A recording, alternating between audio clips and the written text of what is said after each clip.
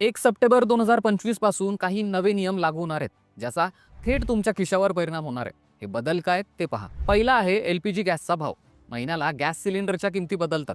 1 सप्टेंबरला पण घरगुती आणि व्यावसायिक सिलेंडरच्या किमतीमध्ये चढ उतार होऊ शकतात. दुसरा बदल आहे एटीएमच्या नियमांचा.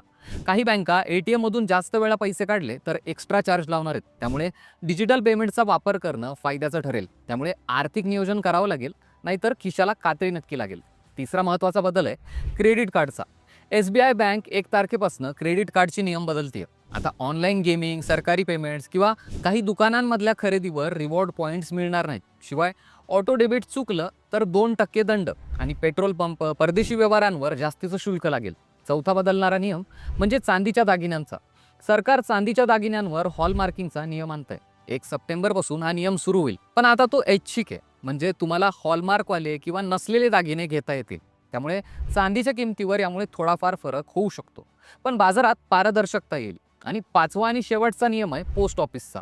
पोस्ट ऑफिसमध्ये आता मोठा बदल होतोय. नोंदणीकृत पोस्ट आता स्पीड पोस्टमध्येच येणार आहे. म्हणजे 1 सप्टेंबर नंतर तुमचं पत्र फक्त स्पीड पोस्टानेच जाईल. यामुळे डिलिव्हरी फास्ट होईल. तसंच सीएनजी, पीएनजीच्या किमतीतही बदल होऊ शकतात. त्यामुळे घर खर्चावरती परिणाम होऊ शकतो.